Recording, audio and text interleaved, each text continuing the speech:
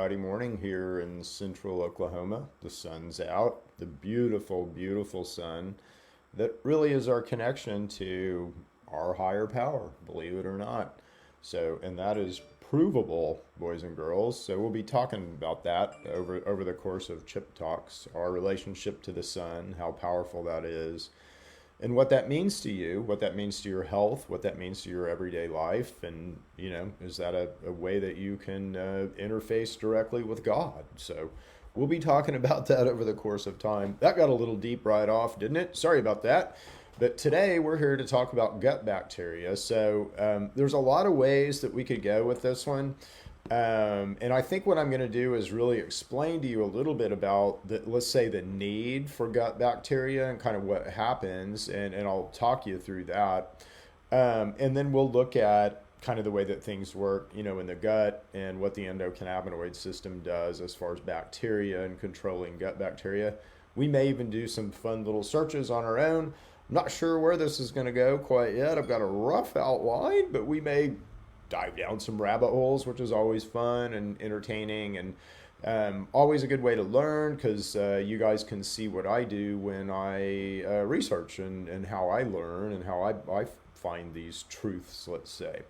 So we're going to talk about the gut biome today, but in order to talk about the gut biome, we need to talk about kind of how you work first. And we need to lay some groundwork about what's important in how you work. So again, you're just a collection of cells. We are all just a collection of cells.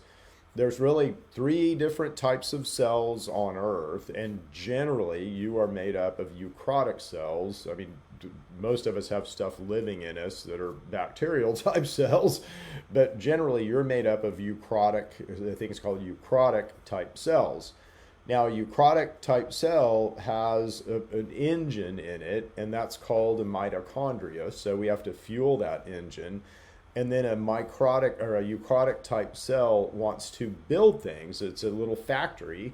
And so what they generally do is take in amino acids in the form of protein, and then they build out amino acids in the form of protein to do things, to signal, to control the knobs and levers in your body, okay? And your liver, which is a group of eukaryotic cells, is trying to do a little bit different stuff than your brain is, which is a group of eukaryotic cells. Making sense so far? So all of these structures have to communicate with each other, and all these structures have to understand what other structures are doing. So like, for instance, in your vehicle, it's very important that all your structures know what's happening all the time. And you literally have a dance that you do. I need to do my hands the other way because I want them to go this way. But it's backwards when I look at you. So, but there's a dance that you do every day related to the sun. That way I want to go. There we go. Related to the sun. So you do this dance related to the sun that is literally the function of your organs throughout the day. And, our bodies are really good at focusing. We're not really good at doing everything at once. And there's sort of a symphony and a ballet that we play every day. Again, the most disruptive thing that we do every day, but it is a necessary thing that we must do, is eat, or at least it is right now. Is eat, okay? So we have to nutrient our bodies with food, we think, right now. There's probably other ways to nutrient our body. But anyway, all this is going to the gut biome, so just bear with me.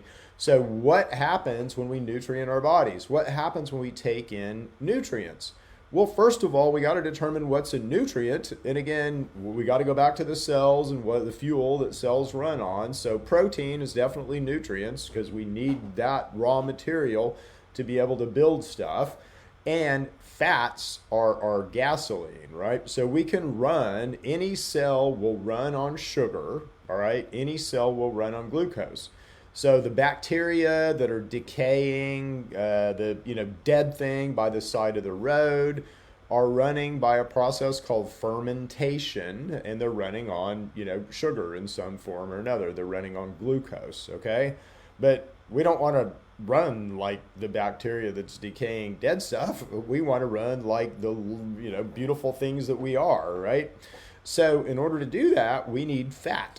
So dietary fat is super, and I'm not talking about McDonald's. I'm not, so don't go out and, oh, I can eat McDonald's French fries because Chip told me that I can eat fat.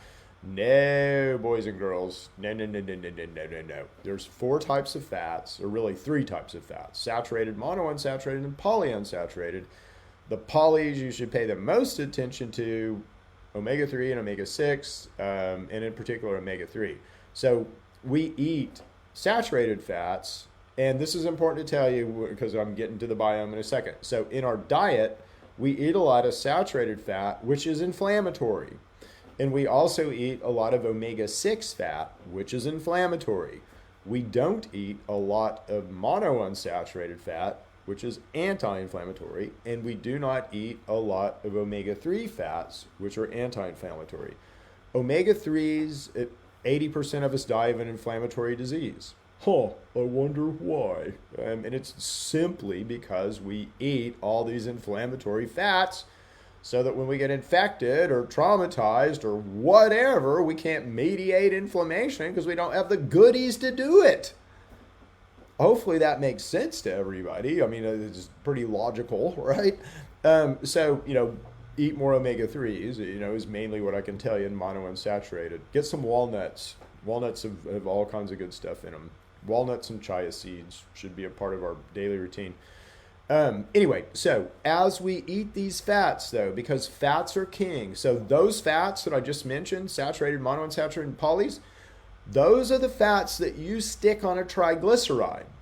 Those are the fats that your body thinks is super important. They're so important that your body's going to store them. Doesn't store anything else. Well, glucagon, I guess, to stop you from a sugar exercise. But that's it, right? So your body stores fats. Fats are king. Fats are super important. So guess what happens? This is so cool. When we eat, again, we stop every other process in our body, because it's very costly to eat. So it's, that's the first thing you need to know. You also drop your immune system. It's hard to run your immune system. It takes a lot of energy. And when you eat, all your cells go into this super inefficient mode. They start running on glucose, okay? So it's costly to eat. But anyway, when we eat, the thing that we begin to do, why it takes so much work, is we're looking for fat. We're looking for dietary fats in our meal. And we're looking basically for fats that are better than what we have stored out here in adipose tissue. And if we find fats that are better than what we have stored in adipose tissue, we're going to pull in that fat from our adipose tissue and remodel it in our liver and put in these new and better fats and shove them out there. Okay? So as you begin to eat more, let's say, omega-3s or more monounsaturated fat, because none of us have eaten much of those, enough of those, then you'll begin to reshape your fat stores. But the other thing that happens is we're super smart. And so when we eat, literally, when fats hit our intestinal lumen, they begin to, I'm switching to my computer screen, so it takes me a second, I got to concentrate. They begin to form, and basically this is a picture of the intestinal lumen. So when you eat dietary fats and they hit this intestinal lumen, what happens is just right off the jump, there's something that gets initiated called NAPE-PLD, and these fats form endocannabinoids. Now, not all of them, because again, most of them you're going to reshape and store as triglycerides, but some of them form endocannabinoids. And when they form endocannabinoids through your vagal afferent nerve, you're sending signals to your hypothalamus hippocampus. And what your hypothalamus hippocampus is determining is, do you have enough? So do you have enough saturated fat? Do you have enough monounsaturated fat? And do you have enough omega-3 and omega-6 fats? And if you don't, guess what happens? Basically, hypothalamus hippocampus, using the endocannabinoid system, allows a circumstance in your gut where you can develop commiserate bacteria.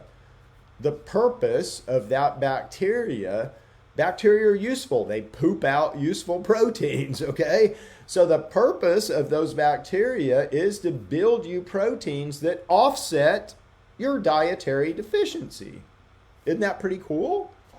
Now, it's really cool until you realize the situation that we're in right now. So again, what's happening in our food supply and in our diet, we're eating all this processed food.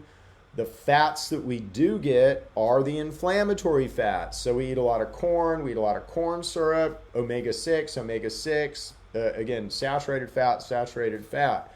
We eat a lot of trans fats, which are signaling things bacteria use, frankly. We just don't eat enough monounsaturated fat, which is anti-inflammatory, and enough omega-3, and especially omega-3, which is also anti-inflammatory. Omega-3 has some also really good properties. You build your immune mediators, your frontline immune mediators, from omega-3 and omega-6. So from omega-6, you build your inflammatories, and from omega-3, you build your anti-inflammatories. Again, 80% of us die of an inflammatory disease. Why? Because we can't mediate inflammation. Why? Because we don't have the goodies to do it.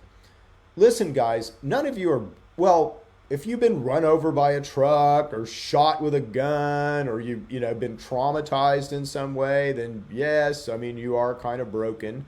Your body will do its best to heal you under those extreme circumstances.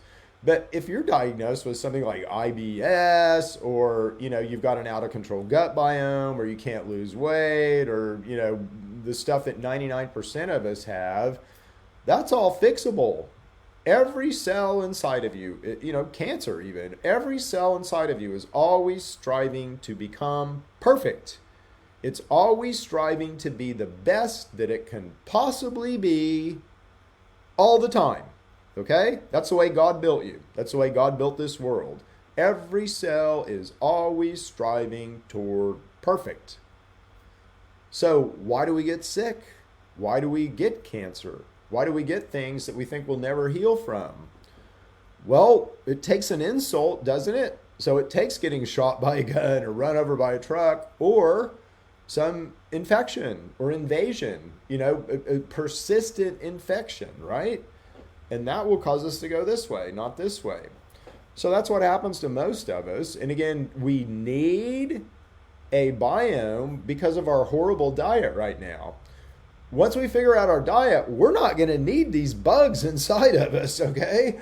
We may have some, but again, it's not optimal, okay? Right now it's necessary. We need commiserate bacteria because our diets are so bad. But as your diet begins to come more in line, your need for commiserate bacteria will lessen. And again, a lot of us, it's really hard to eat, for proper diet. So I could go on and on and on about this, I'm sorry, but it's really hard to eat for proper diet. It's better to supplement for proper diet and then eat what you want right now. Because it's just, we don't know. I know, and other people know, but what you have access to in our food supply, like I could say, okay, well, you need amino acids, so, eat a source of protein. Well, you're going to go out and probably eat, meat, right? Like most of us do, like beef. And again, guess what? That protein, that beef, has an average amino acid content. And you can go look that up on, Google that, right? So you can find the average amino acid content of beef. Well, what happens if that farmer didn't feed that beef any cysteine, or leucine? That beef won't have that. It might have some in it because you're really good at sort of, and a cow would be too, at sort of creating things from nothing. But again, it's not going to have the same profile that you think, right? Plants would be a little bit more consistent, but if you go to isolates, amino acid isolates, then you have to worry about it, right? So I think until we get this figured out, we're better off going to isolates until we can kind of figure out our proper food supply, because it's quite clear we've been lied to, boys and girls, and we've been manipulated with our food, we've been manipulated with our medicine, and most of you guys who watch my stuff already know that, and I've already got that figured out. So anyway, this is our intestinal lumen, right? And I guess we're going to do a close-up here of it. So what happens, though, in these fats, basically it's just showing how sort of fats interact here with the intestinal lumen, which is what I wanted to show you. This is a pretty good study. It's a review study. So this is a microbiome and gut endocannabinoid system in the regulation of stress responses and metabolism.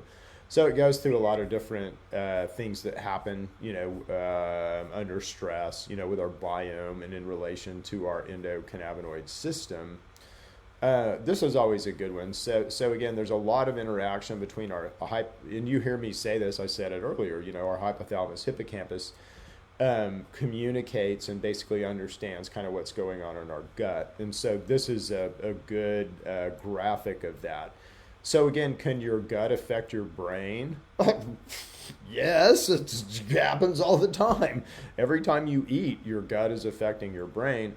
But certainly the bacteria, in our guts can affect our brain. So like too much, bacteria that produce dopamine and serotonin are very, very good at altering, our brain and our thoughts. Even here, let's see if I can find this real quick. There's a bug called Toxoplasma gondii. And let's see, anxiety. Let's do that. And what we're going to see is a lot of studies for this bug that's tied to anxiety disorders, and again, tied to mental health type issues and all that. So again, these bugs can absolutely influence the way that we think and kind of how our minds work. And this is really interesting. This is sort of new stuff, let's say, or stuff that's just now being studied, and not that this study may be several years old, but what I'll tell you is new stuff that's just now being studied. So one of the things that we're finding, you guys have probably heard of Ozempic. And I just got asked to kind of deconstruct Ozempic a little bit and potentially try to do something safer, right, than Ozempic. Because Ozempic, you have to inject. It's helping people lose weight, but there is a safety cost and a risk cost. And again, this has to do with your biome and all that. So I thought it would be a good demonstration of kind of what happens. But what happens in our guts is as we become more inflamed, and how do we become inflamed? Saturated fat and omega-6 fatty acids, because they're inflammatory, okay? So how do you become inflamed in your gut? Just eat those things. And a lot of the things that we eat are also inflammatory for other reasons, like they're irritants or we're allergic to them. But anyway, as you get inflammation in your gut, what happens is you express more CB1 neuroreceptors. As you express more CB1 neuroreceptors, and this happens as in relation to your inflammatory response. But as you express more CB1 neuroreceptors, you kind of lose control over a lot of these, let's say, weight controlling molecules. Let's see if it's on this graphic. It's not. But these weight controlling molecules that help us control our weight. So basically, the more inflamed, if I make your gut inflamed, you are going to lose your ability within your body to kind of control obesity and control your insulin and all that. Now, if it's just a little bit, it's not going to be that bad. If it's a lot, you're going to end up with, diabetes and end up without feet, at some point, right? So that's how bad this can get. But the other thing that the endocannabinoid system does is it controls these gut junctions, right? So this line of cells here that you see is your epithelial barrier, as it says over here. Again, you have some illustrations of some tight junctions over here. And you have some loose junctions where some guys are sort of penetrating. So we want tight junctions. We really want our cells to be as impermeable as they possibly can so that they allow basically the inputs and outputs, and they're not like an open sieve. When you have an inflammatory response, you are like an open sieve. So again, things can move in and out of you that you don't want. This is another good study. Let's see. Oops. I can't backtrack into him. Oh well. If you want the name of that study, I'll get it to you. So what types of and these are non-pathogenic. So these are the guys that are supposed to be helping us, although some of these guys can turn pathogenic pretty quickly. But these are the type of bacteria that are supposed to be helping us. And so you can see they're kind of in different families. I look at these guys all the time. I will tell you that some of these guys absolutely do turn pathogenic, and that is no fun for anyone when that happens. This is from just a Wired article. So it's gut bacteria mapping finds 3 global varieties, and it's just talking about the 3 varieties of gut bacteria. But it's a pretty good article and pretty readable. It's not like most of the studies that I throw up here for you guys. Sorry, I don't think I'll sign up for Wired today. I think you guys do have some good information, but you have an agenda. All right, so what are the types of pathogens that show up? Well, here are some of them. So you can see you have parasites, and these are helminths, tapeworms, pinworms, things like this. Again, if you don't think you have these in you, come see me for a bioresonance test, and I'll show you how much of this stuff that you probably have in you. And it's always quite a bit. So these protozoas, so again, these are usually more viral. So again, they'll infect us for a time and do their dirty work and then go away. The fungal stuff, fungal things can set up a home inside of you. They can set up a fort. They can begin to affect your metabolism. They can affect the way that you think. They can affect your weight, your health, everything. And I see, again, a lot of funguses, and I see a lot of prokaryotes, a lot of bacteria in people. We also see quite a bit of virus in people. I haven't seen a lot of prions yet, but again, prions are interesting things. It's interesting that they look at this, okay? So they're classifying a virus as non-living. That's kind of interesting, isn't it? This is Bio Ninja. I wouldn't necessarily take them for gospel on anything, but there you go. Okay, so again, how does this, and I know this is a little bit deep, what I wanted to do is talk to you guys just real quick about how these guys, so how do these guys sort of, we got an immune system, right? And what I'm trying to teach you about with intermittent fasting and with what you should eat, and, just really trying to teach you guys and kind of break this mindset that, we can't be exposed to any bugs. We need to wear masks, and we need to, do all this, get vaccinated and all this. No, it doesn't really work like that. I mean, anytime you touch a surface and put your hand to your mouth, anytime you take a breath, you're exposing yourself to all these things right here. So these guys we're looking at. The thing that you need to understand is your immune system. So most of us don't understand our immune system. So to use the Star Trek analogy, we fly into the Klingons almost every day with our shields down. And you don't want to fly into the Klingons with your shields down, because you're going to take hits. You're going to take dings. And those dings to us, again, every cell inside of you is wanting to do this. So what do those dings look like? That, right? So we don't want to take those hits and dings. We want to understand our shields and how to keep our shields up, okay? So these guys, you're exposed to these guys all the time. You're exposed to these guys every second. It's more important for us to understand how we keep our shields up. How do we keep our shields up? That goes back to really this first thing about what are we eating? And again, if you're eating a bunch of inflammatory fats, if you're eating a bunch of saturated fat and omega-6s, well, guess what? You don't have very many shields. You're going to get infected by these guys. These guys are going to set up a little fort inside of you. And what that looks like and how they do it, it's really cool.